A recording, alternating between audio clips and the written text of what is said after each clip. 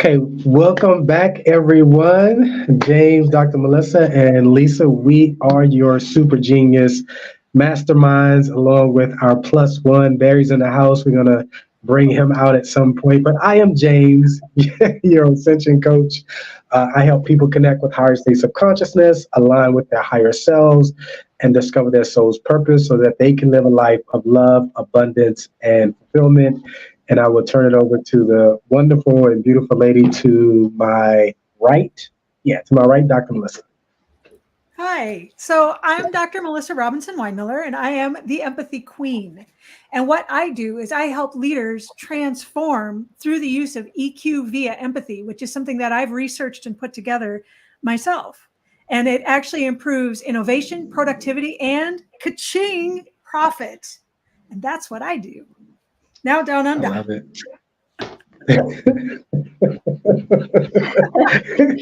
First of all, I want everybody to just give so much love to James's shirt. Isn't it amazing? Yeah.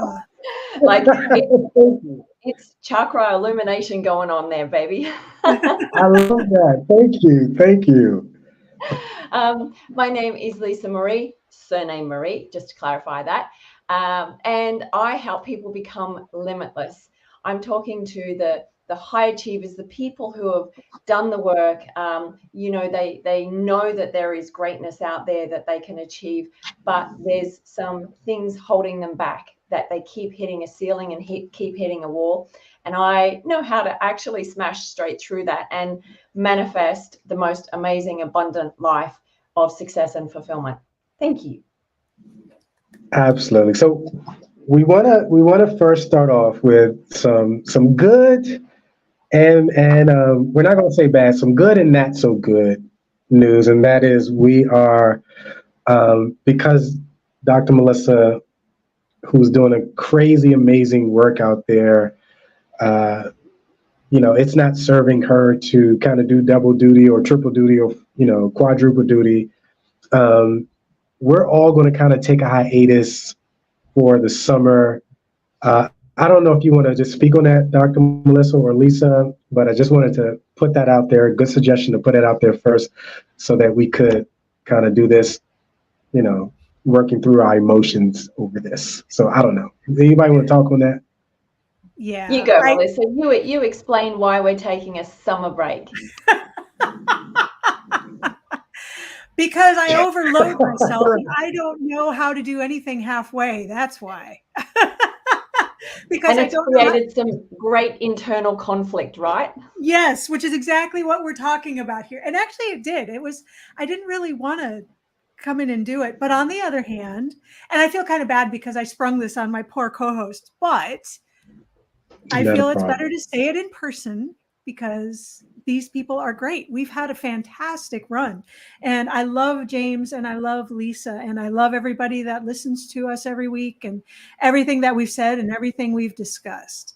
So this, may not be forever. This is just until I get my own head back in the air. Absolutely. Buy my book. Yes, it's all pending on the book. Yes, because then I can pay for the psychiatric help I'm going to need when I get through all of this.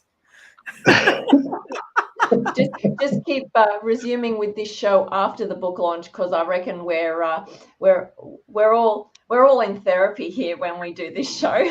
Right? Yeah. So, but just so much love to my co-hosts. I mean, Lisa and James are just the bomb. And yeah, James' shirt, he walks in with the rainbows and the foil, and I'm like, in love. It's wonderful. So yes, give double love for your shirt. I got to go find me a shirt like that, James. Right? We have to show up and all be in our Technicolor dream coat. That's it. And I was telling the ladies that I was in conflict, again, our topic for today, over this, that I still had the tags from 4 months ago, that this was kind of like a test run.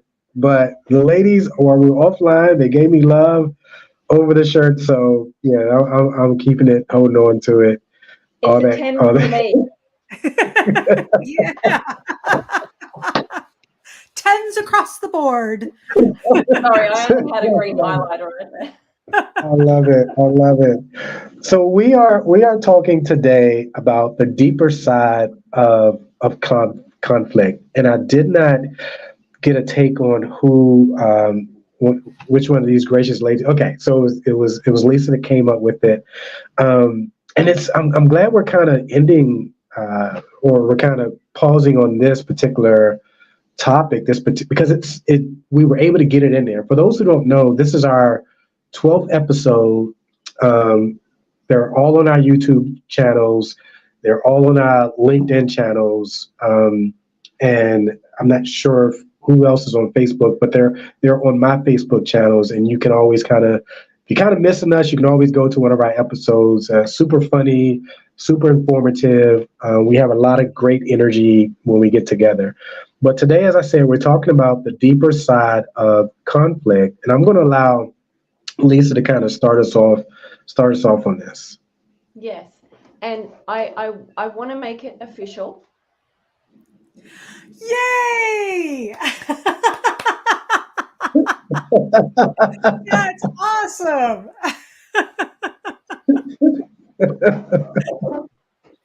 It's alive. It's alive. I spent a whole 5 minutes doing that. So, we actually speak as one, but delivering the same end result with a different message. So, I could talk about the conflict in the ascension journey, or I could talk about the conflict in leadership, both self-leadership and external leadership, but I'll leave that to my beautiful super genius mastermind. So I want to take it from a slightly different perspective, because what my belief is that a lot of, well, I could almost go say most conflict starts from internal conflict, and then it goes outward. And I did do a little bit of a drawing. So when we're going to use Barry as the case study here. So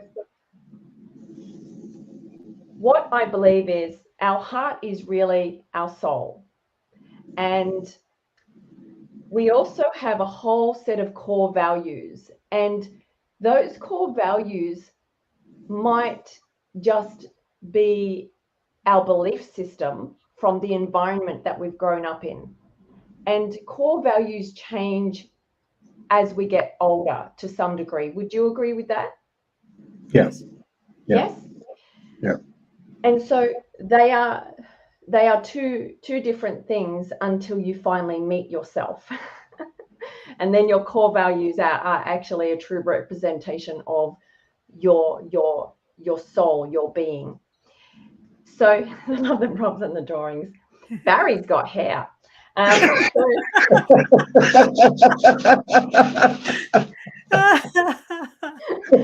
Yes, he does. Yes, he does.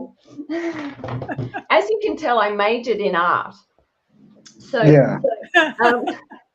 So when we are not connected with our soul or our core values, we have all of this inner storm going on all of the time, because generally the people around us don't match these either.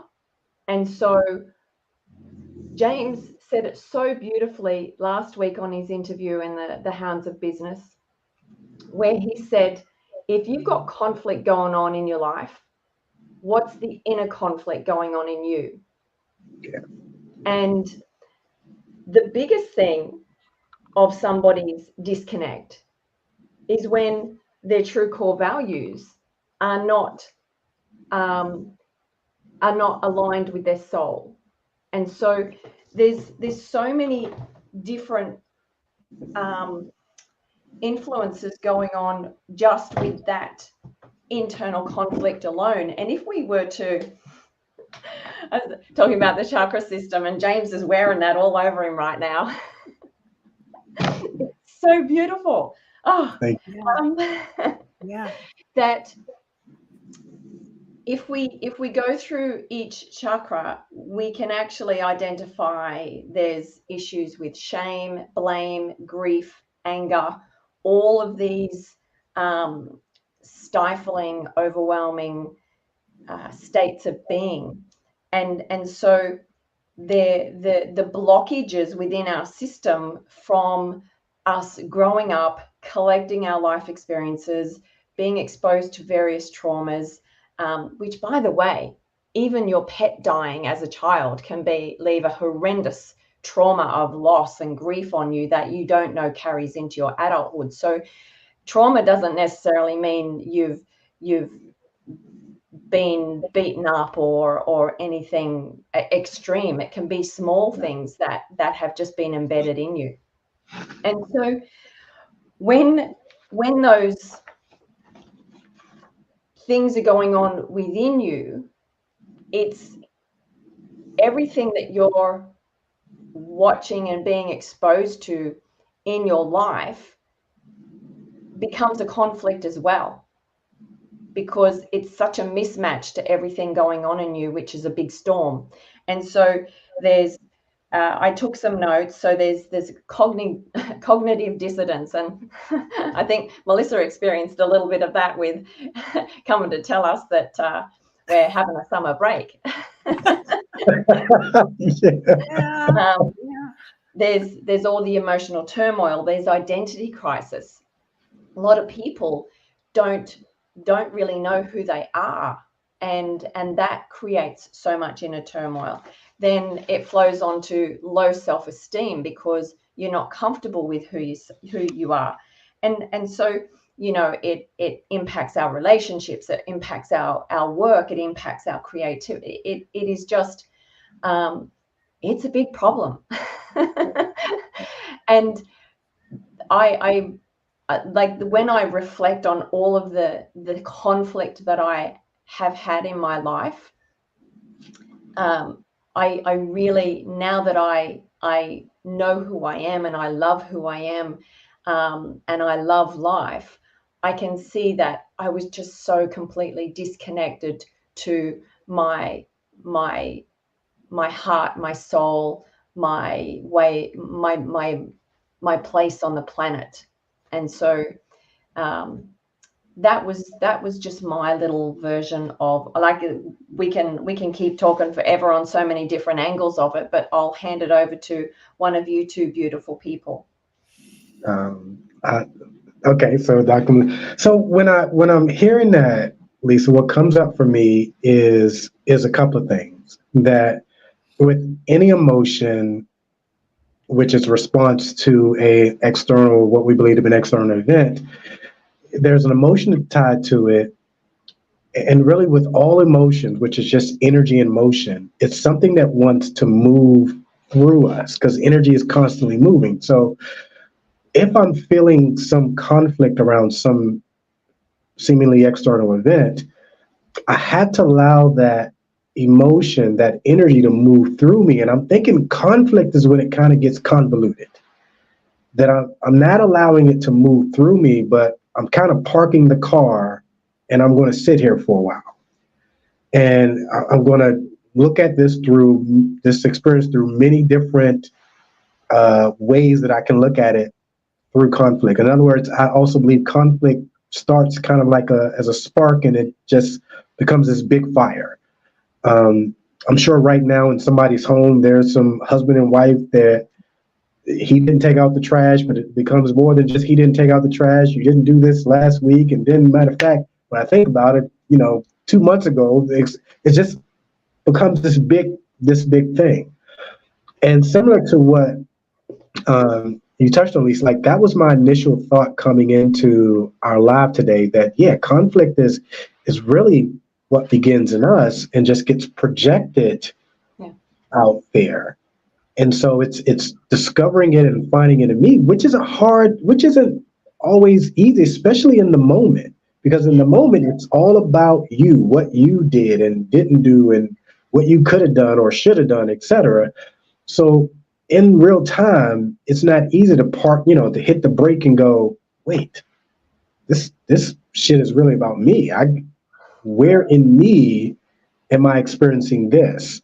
Yeah. And then the other thing that came up for me as you were talking was, okay, there was that part, and then was, and I might have to turn it over to Dr. Melissa while I search for this.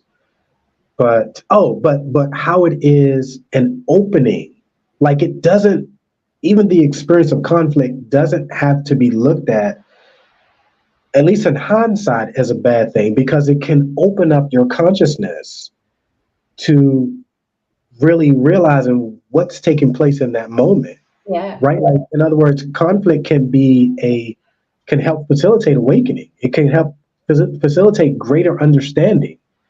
Can really kind of bring out, wait, what am I doing? I'm better than this. I love this person, or I love my job, or I love whatever. And so it can kind of be a catalyst for deeper insight and deeper awakening. Yeah. So that's what I wanted to bring up. Beautiful. Yeah. Well, and I think from my point of view, looking at it from a leadership standpoint, which is a little bit different, you can look at it in one of two ways, because there's interpersonal conflict between people, and there's intrapersonal conflict where you're conflicted within yourself. Mm. And with what I'm teaching with empathy and EQ, of course, we start with the self-reflection and figuring this, this stuff out. What is starting these feelings? What is instigating? Yes, Chase, and I'm sure you do take out the trash. We're asking Jody as soon as we're done here. I'm going to call her. Jody, does he really? Because he said he did. Right. It was in the comments. Yeah, three-way me on that call. Because I love Jody. Jody's my lady. I love Jody. But the thing with conflict is that conflict in and of itself, for whatever reason, it's kind of gotten a bad rap. But just conflict, to just struggle with something, to be able to define what is or what isn't, or what lines you're willing to cross or not, whether that's between people or within yourself, is not a bad thing. Mm. Because what conflict can actually create is negotiation. And then when you can start negotiating and you can start figuring out, where is the middle line? Where is the place where I'm comfortable? Where is the place that we can all agree on? It doesn't necessarily mean a compromise, but it does mean being able to find a place where it's a win-win situation rather than a mine versus yours situation. Yeah. And I think that's the big thing to really keep in mind, is that conflict itself isn't a bad thing. The way people carry out conflict can be a bad thing. Yeah. The way people approach it can get really ugly. But in and of itself, it doesn't have to be. Yeah. And I love that, Melissa, because with what you just said, it opens up the doorway for learning, because what I believe may not be all of the facts. And when I get all of the facts, I can change my perspective on it, because I didn't agree with you in the first place, but hey, I've just learned that what you said is actually correct.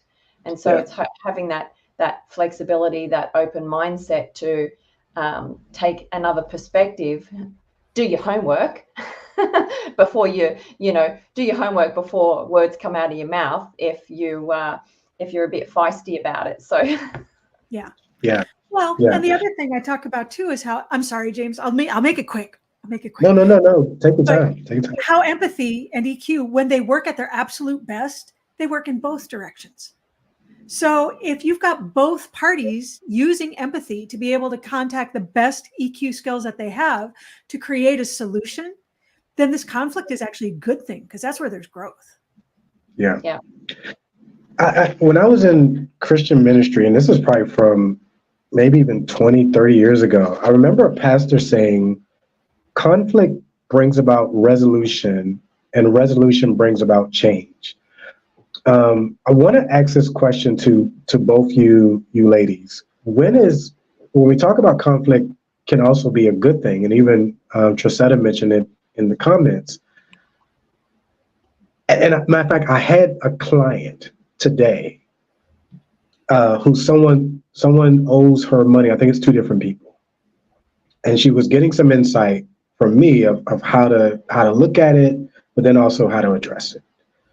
So in a conflicting situation, whether it's with you, whether it's with your client, or even using mine as an example, how would you approach that? Because I think some people, and I think I mentioned this in one of our lives before, some people have some trepidation about rocking the boat, about conflict. Conflict, it can be a good thing, but not everyone looks at that as a good thing. So how would, with each of you answering this, how would you handle that?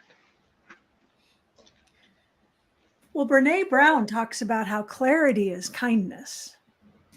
So in going into something like that, first of all, being open and empathic to what's going on would actually be a huge asset. And that doesn't mean you have to be, people tend to kind of shy away from it. And I'm guilty of this as much as anybody.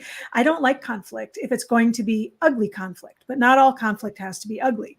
So walking in and being open and understanding to what's happening is part of it. But the other part of that is being clear. What is it that you need? Why do you need it?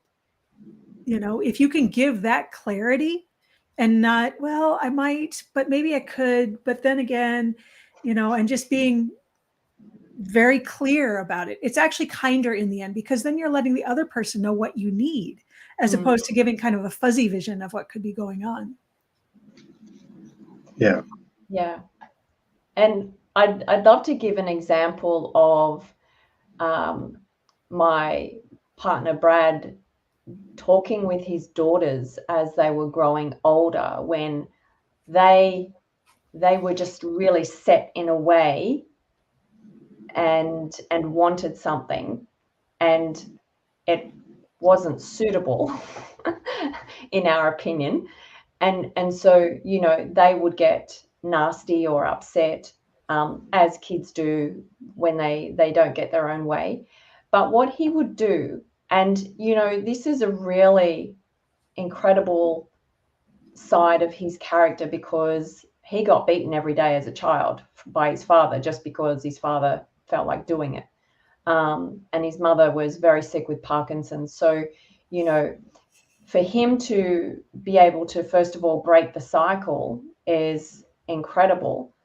However, there's obviously lasting impact from the internal self-worth and all of those kind of things. But his parenting role was incredible, because he would sit the girls down and he would treat them as adults, explaining his perspective and letting them speak out of explaining exactly what you're saying, Melissa, of why do you want it?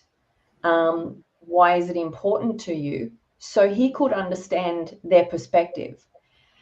And what he always did was then give them two options to make a choice. So they still got to make a decision, which helped empower them. And so I thought, that was the thing that was coming. Oh, James. There he is. I thought that was coming to my mind as you were saying your answer, Melissa. And I think Jim Rohn always said that one of the biggest areas of conflict and relationship breakdown is personality difference. And it all starts with communication, because people hear, but they don't listen. And so I think that has a big impact as well, is that we don't listen. We're off in our own world, and then there's communication breakdown, and then there's conflict. But the worst part is, especially in relationships, whether at workplace or personal, is that the person with the gripe might not say anything for a while, but they're stewing on it. And then it starts to be a bit of a volcano. And then, you know, it could have been addressed much better a day, a week, a month ago, and now it's a massive problem. The exploding doormat phenomenon. Yeah. I love that Brad does that with his daughter. With I'm not sure if he said a daughter or not, but I love that he does that with this, because I do the very same exact thing with my girls as well. It's not just what you did. Let's talk about what was your thought process going into this, like, but also, if I know I'm feeling a certain way behind something, and this is with anybody, I give myself 24 hours. Because I always want to approach any situation with a mindset of love, with no preconceived notions. Yes, this happened, but if I'm feeling any kind of conflict in me, let me settle that, and now let me come with a clean slate. And even if it's an adult, like, usually my first thought is, and even if it's something where it's plain, I'm going to share with you how I feel. I'm going to give room for you to share with me how you feel. Then that's it. That's done. That everybody has had a chance to talk about what they felt about this, but we're not going to stretch it out. Like, this is not going to be 2 days, 3 days, and I forgot to say this. No, this is how I feel. It's how I feel. Giving you room to say how you feel. We may come to an understanding in that. We may not come to an understanding in that, but we're not going to draw it out and just build on it. Yeah. The funny thing is that everybody thinks they're right. Yeah, everybody does. Yeah. And so, you're not going to change somebody's mind by, this is the way it is, because I believe I'm right and they believe they're right. And so it's such a silly waste of energy. But if we're so internally wound up and got all this discontent, disconnection going on in our body and our heart, then there will be no resolution to it, because both parties think they're right, and they are in their own perspective and belief system. Right. Yeah. Right. Well, and I think there's a lot to be said too, and you've both kind of touched on this, is the idea of perspective taking. Because if you're actually using empathy to employ perspective taking, what you're doing is you're taking the other person's perspective. What is it that they want? Okay, I'm in touch with the empathic side of this. So what is it that they need? So in doing that, you're kind of taking it a step further and saying, okay, I know what I want, but I also know what they need. So let's figure it out. And I totally agree. These things should not go on for years and years and years. Yeah. And in response to Chasen, because he asked where Dan Weinmiller was on the conversation about the trash, Dan Weinmiller is the Mary Poppins of husbands, because he's practically perfect in every way. And you ask him, he'll tell you. I'm a big fan of Dan. I like Dan. Dan's a good guy. Yes. I'll hear about that later, though. I want to bring it to the conscious level, because what Lisa said this and Dr. Melissa said this. Everybody believes they're right, and really, that's from the perspective of the ego. That's from the perspective of mind. Soul doesn't care. Soul, like, really, when we're in soul doesn't care. Soul considers it more loving, more important to be more loving than it is to be more right, or to be right at all. And I think even stepping back with that perspective, is it more important in this moment to be right, or is it more important in this moment to be loving? Yeah. Because those are two, as we talked about perspective, those are two perspectives. One is the perspective of the ego, who wants to be special, who wants to be important, who the ego is very insecure, very fragile. It needs some sense of importance. But like I said, soul doesn't care. Soul is just what it is. the characteristic of soul is to be loving. So it doesn't even choose loving. It just allows itself to be what is. And so even if we're taking a step back from a moment where we might have had unhealthy conflict, being able to go, what was that? Damn, that was my damn mind. I was in ego with all of that. That may be the thing that makes you go and apologize, or makes you go, you know what? Let's find a solution that works for both of us. Let's find a win-win, and it may be a win-win for me this moment, but let's find something that's going to be a win-win for you for the next thing that comes up, right? But that's the perspective of soul versus the perspective of ego. Yeah, I love that. And I've got to a place where I'm always referring to my higher self, excuse me, when I'm in times of decision making, or times where I've got some internal conflict myself. And it's really quite funny, because I'm at the point now, and I'm going to use an example that I imagine I'm Barry, the higher self. Barry's here, okay? And up there, Barry, higher self, saying, dude, it doesn't exist up here. What you're carrying on with is really silly. Just let it go, And Yeah.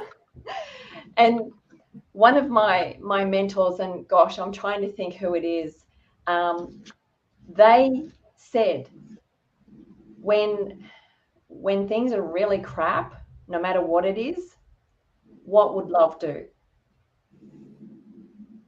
I think that is like the mic drop moment for the for the session. What would love do in this situation? Yeah. And it wouldn't be carrying on like a pork chop. No. You're absolutely right. Yeah, I want to point out something that everyone, if you're watching some replay or you need to go back after we finish, did you see how both Dr. Melissa and I lit up when Barry came out? I noticed it. It was like our smiles were here, but then they got here when Barry came out. Just FYI, just observation. I'm a coach. I see everything. But and maybe some of you watching this live, Barry is now official. Barry is official. Our official person, and some of you out there might have lit up as well when you saw Barry. I would not be surprised. But yeah, I just wanted to point that out. We should start a Barry fan club. We could have like his own fan club, his own following. He's got to have his own Instagram profile, I tell you. Absolutely. So I have another question for you ladies. And I saw this recently. Maybe somebody posted it. What's more important what's more important, delivery and how something is delivered, or just the fact that it's delivered? So, because I know some people, that's something that they wrestle with. Like, how do I say this versus I say it and then I'll apologize later. So what's and Dr. Melissa, I'd love to hear you first. How do you navigate that? I think that really depends on the situation, because if I'm using empathy to connect with a person, then the way I deliver it to my dad would be different than I would deliver it to a boss. Is completely different than I would deliver it to my husband. So in being able to utilize those EQ skills and understand what a person's needs, there are those that will need just the quick rip the Band-Aid off, and that will actually appreciate that kind of approach. No nonsense and to the point. There are those that will appreciate it, especially depending on what it is that you're delivering, that there might be a little more padding to it. So in either event, you still have to be clear. It's still kinder to be clear, but I really think, that's when we can really tap into a higher level of EQ via empathy and understand who it is that we're talking to and what that person maybe needs from us. Yeah. I'm sorry, I was reading. I know. Who would love no pork chops? No I love it. I love it. Love it. So Lisa, how would you approach that? What would your thoughts be around that? 1,000% yes to what Melissa said. But because at one point in time, I was so self-centered in survival, I didn't have tact, I didn't have compassion, I didn't have empathy, because those things were not taught to me, so I didn't know what they were. And it was only through making several horrible relationship errors in my professional and personal life that it was a learning experience. And now, even if somebody needs tough love, I think it's important to let them know, I'm going to give you a little bit of tough love, but still deliver whatever you need to with kindness and compassion and that empathy that's required, and explain why you're also doing this. And so at the end of the day, if the person is so closed off that they're not going to take it on board and just carry on like a pork chop, then it's a common term in Australia. I don't know. We have some fun slang down here. So that's from where I stand, because I have such universal love for people, even if they are negative, angry people. I really try to lead with compassion of being in that person's situation. So, and trying to explain it from that. But it's like putting your arm around with one and then giving him a left hook with the other. This is your tough love conversation. Yeah. You know what? When I always I am trying so hard to keep a straight face, you guys. What's your favorite sauce on pork chops, Jason? The pork chop conversation is taking over. Yeah. Gary's laughing out loud. Yeah, I'm trying so hard to be good, and I'm failing miserably. But this is what we do. We have tons of fun, and we kind of give it to everyone in an easy way, like in a fun way. So, but this is obviously, we're talking about conflict, and I love our makeup. That's why I say our dynamic is our dynamic, because we can talk about tough topics but make it fun. Like we're talking about pork chops in the middle of talking about conflict. And we're talking about conflict with you and your beautiful Technicolor dream coat. So everything's beautiful. And I have to say, like, this is to Lisa. I know we're talking to everyone, but Lisa, you made sense when you brought out chakra. I was like, oh, I can get on board with that. That made me kind of puff my chest up a little bit when I was like, yeah, this is kind of like a chakra shirt. So yeah. So anyway, another one of my approaches, and another that I would suggest to people, and I do suggest this to people, is whenever you have to have a hard conversation with someone, always start out with what they do well, or what they are doing well, or whatever. Like run down a few things, a list of things that, hey, you are super loving, or you are super on point every time I need this exactly. But I also wanted to share this, like but you really suck at this. Yikes. Right, but here's the thing, like if I'm building them up here, then coming down isn't as far. But if I'm just starting from here, down is like, yeah. So at least I'm building, at least and that's the approach I was taught, but also is an approach I absolutely believe in. Because for me, when someone has had that conversation with me, or inside of a relationship type of situation, part of me goes, there must be something I'm doing right, right? Like if you're constantly hearing what you're doing wrong, what you're doing wrong, and what you're doing wrong, based on their interpretation, it's like it catches up with you. You know, you start questioning a lot. But if and it really, I really feel the love, or I believe a person really feels love if you go, look, you're doing a lot of amazing things, and I appreciate and I love all of that. But here's just an area that we have to tweak, or here's an area that I have some concern or whatever. Like it hits different. And I think think that's a huge thing for conscious parenting as well, James. Yeah.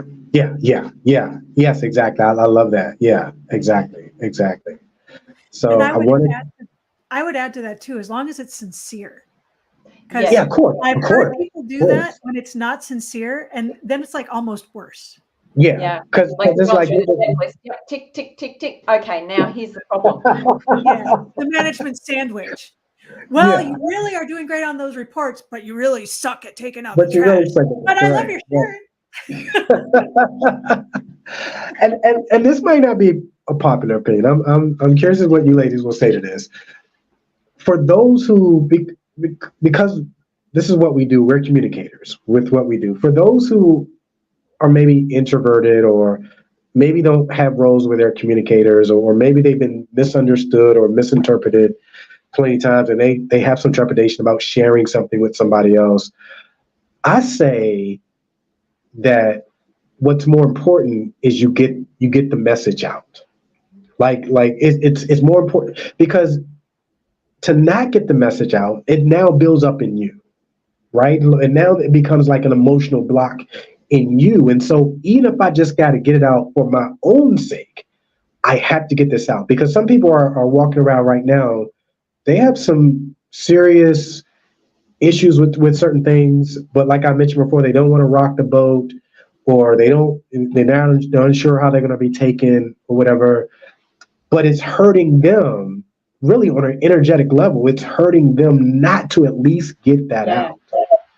And so my thing is, yeah, we can find out how to give the best delivery over over time, or just kind of maybe pulling something up or talking to somebody.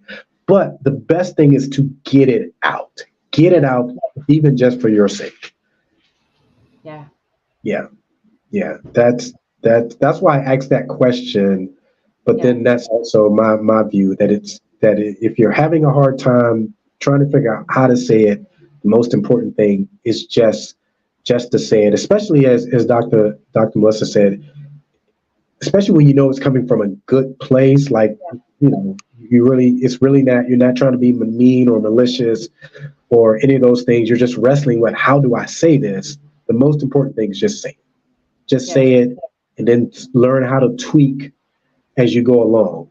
And I think that's where I'm at. Like someone said today, James, you always know the right thing to say. I don't know whether that's true or not, but I am careful, because I can more read somebody's energy. Like, okay, James, don't push this too far. Seems like, this isn't going to be received for what it is. Oh, yeah, you feel it straight away.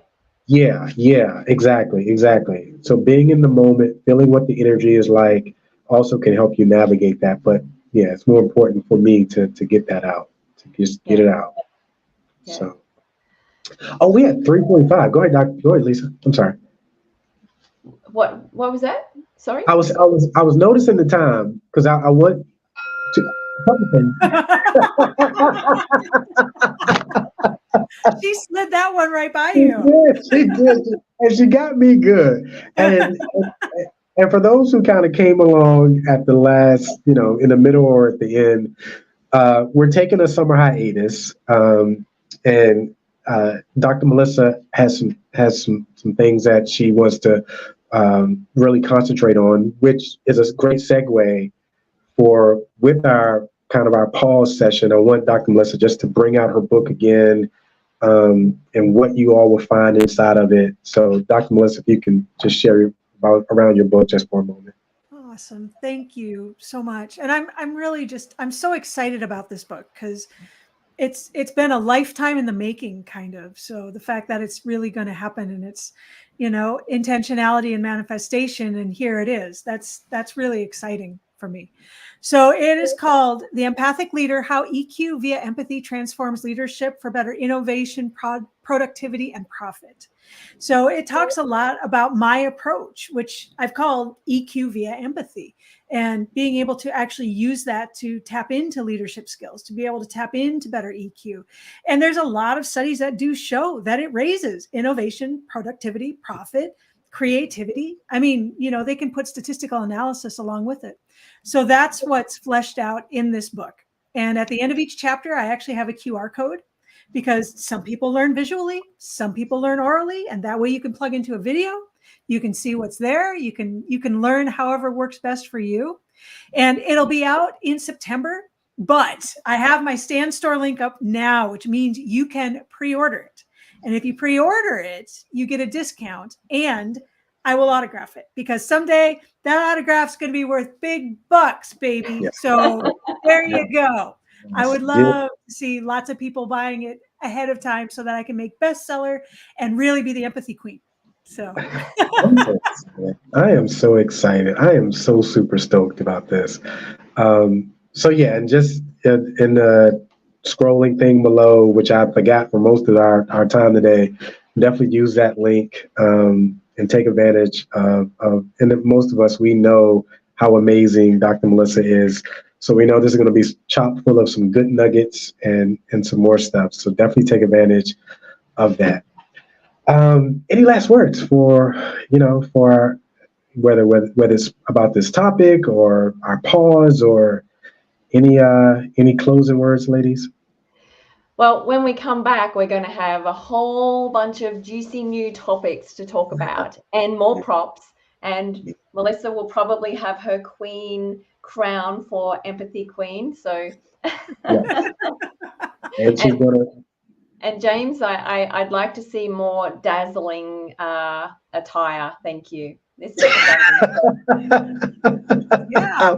I will work on that. I will work on that. And we got to get a hat for Barry, and all. We're gonna come back with. It's gonna blow your mind when we come back, everyone. You're not gonna be ready. So, having said that, for these 12 episodes, again, if you missed any of them, or you kind of have that moment where like, okay, it's Monday. Where's Lisa? Where's Dr. Melissa? Where's James? This is our 12th episode. Feel free to go to our LinkedIn pages, our YouTubes. All the episodes are there, and that should hold you for a while until we make our way back. But we definitely, and I know the ladies are in agreement with me, we definitely appreciate all the laughter, all the comments, all of that good stuff, your presence, showing up for us. This has been super fun, and we promise you, when we circle back, we're going to take it to the next level. So just want to say thank you to everyone. All right, so having said that, everyone have an amazing, productive, make a lot of money week, and we will see you after our break. Take care, everyone. Bye.